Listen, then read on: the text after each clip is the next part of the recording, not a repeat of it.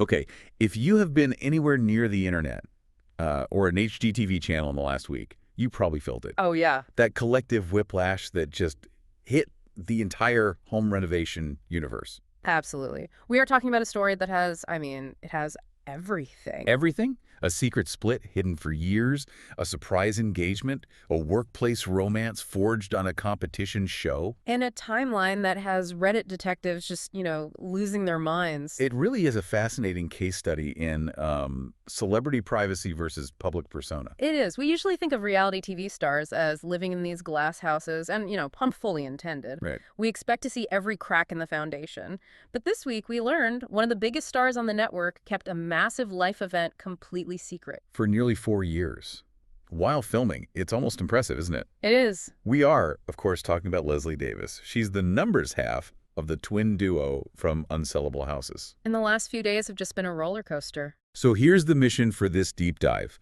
We are going to unpack this double whammy announcement. We're going to look at the PR strategy, the on-set romance, and what it all means for the Lamb & Co. brand. Exactly. And we've got a whole stack of sources to get us there. We're pulling from People magazine exclusives on the engagement, Yeah. the divorce timeline from TMZ court documents, some very confused but detailed Reddit threads, Oh, the best kind. and the official bios from their own website to understand the business stakes. Okay, so let's rewind just a bit.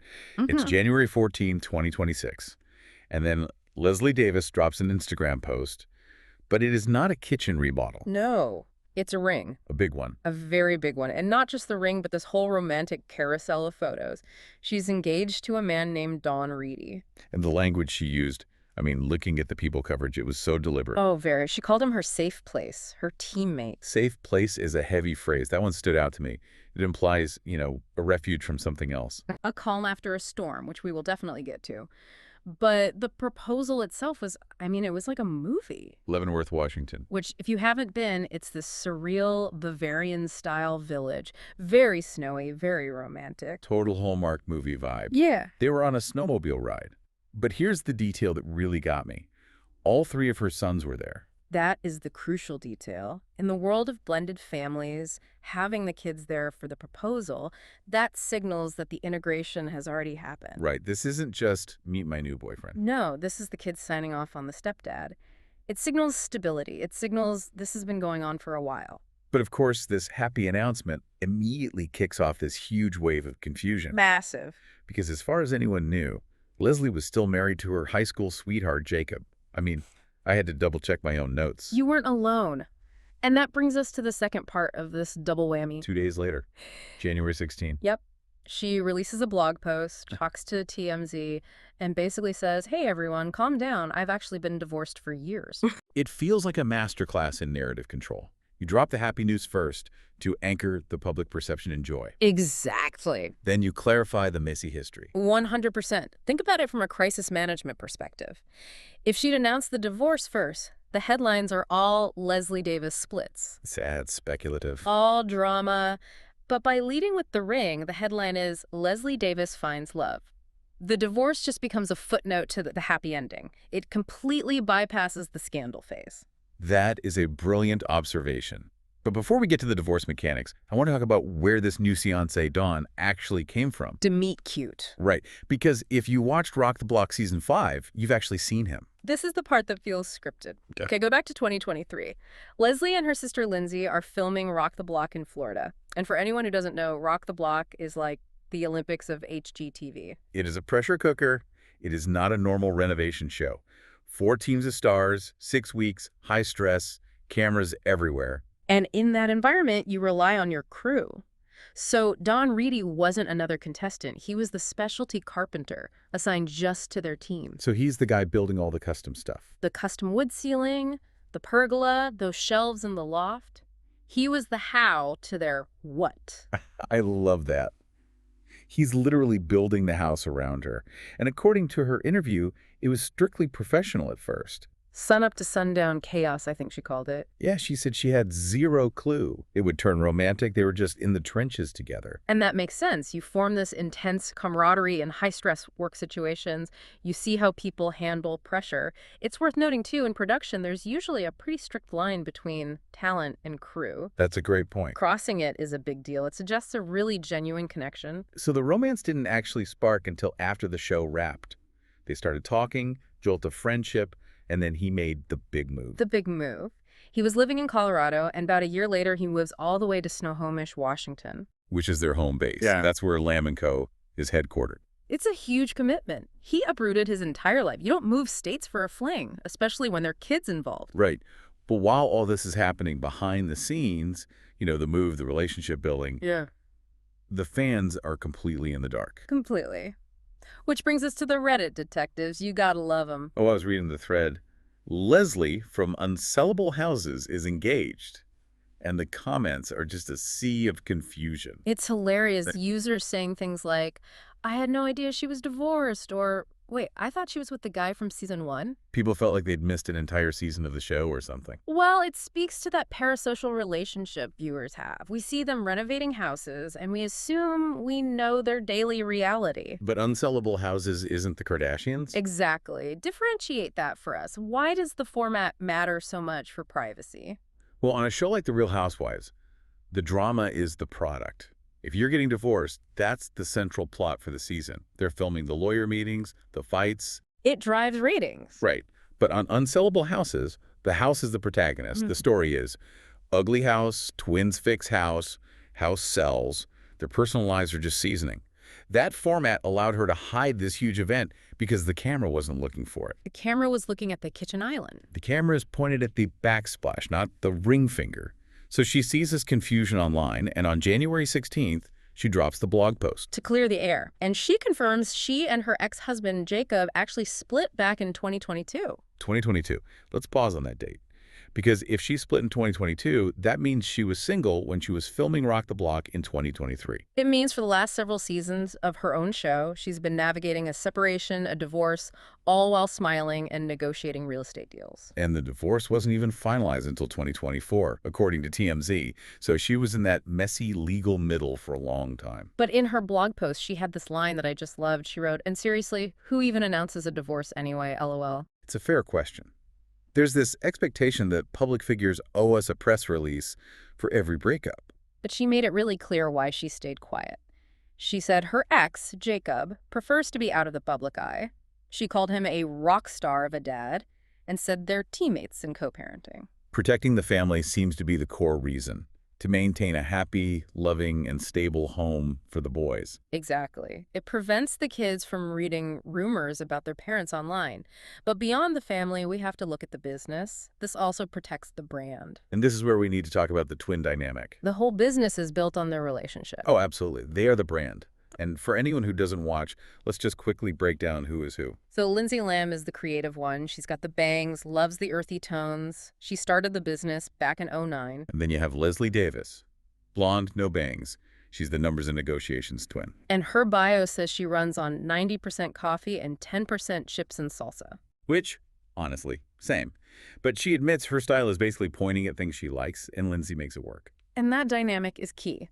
But beyond the business roles, there's this fierce loyalty. Their bio literally says, you can dislike me, but don't you dare talk negatively about my twin.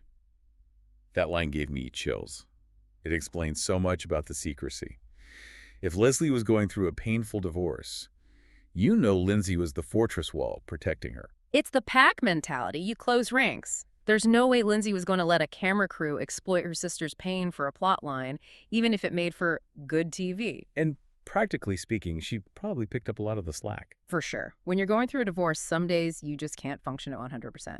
Having a twin who can step in is an incredible asset. So we have the engagement, the divorce reveal, the business is stable. But now fans are asking, what about the show? Yeah, it's a little quiet on that front. Season 5 aired back in fall of 2024. Now it's early 2026, and people are getting anxious. The comments online are desperate, praying for another season. I saw those.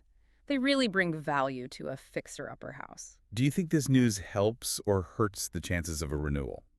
That is the million-dollar question. I mean, networks love stability, but they also love interest. And the fact that Leslie's entering a new chapter with a fiancé who is also an HGTV alum, Oh, that's a great angle. Don from Rock the Block. it's a great angle for a new season. It brings a fresh dynamic. You could have him doing custom builds on unsellable houses. It keeps it all in the family. It also depends on what they want, though. They work so hard to keep this private. Maybe she wants to enjoy her engagement without a camera crew in her face. That's true. But you know, HGTV and other cable networks, they can be weird about cancellations. They don't always announce them. They just sort of ghost the show. Pretty much. They just let the contracts expire. The silence is often the answer. But Yeah. unsellable houses is a ratings driver. It has a very loyal demographic. That's a point I hadn't considered. If business assets were tied up in the divorce, they might not have been able to sign a new production contract until it was finalized in 2024. Exactly. TV contracts have clauses about exclusivity, likeness rights. If her legal status was in flux, it could have paused the whole machine.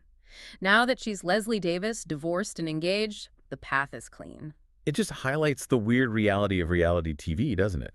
The audience feels a little betrayed because they bought the illusion. It's the difference between real and authentic. They are authentic people. Lindsay really is quirky, Leslie really is sharp with numbers, but the timeline isn't real. The conversations are edited. Fans feel like they know them, but they missed a marriage of nearly 20 years ending. It's a little terrifying. It breaks that illusion of intimacy. We realize we're just watching a curated feed. Curated is the perfect word, just like they staged the houses. Right. They bring in the perfect furniture, paint over the scuffs, they stage their public personas, and that isn't a bad thing. It's a survival mechanism. She kept, what, 10% for herself? No. That chips and salsa percentage? I love that. And that 10% contained her entire romantic life. She kept the curb appeal high while the foundation was being restructured, which frankly is what adults do. So let's just recap this wild timeline, because the dates really matter. Right, here's the breakdown. 2022, Leslie and Jacob separate, quietly. 2023, Leslie films Rock the Block, meets Dawn. She's single but not divorced, they're just friends. Got it. 2024, divorce from Jacob is finalized, Rock the Block airs. Leslie and Dawn start dating long distance. And then late 2024, early 2025. Dawn moves to Washington to be with her. And then, bam, Yeah. January 2026.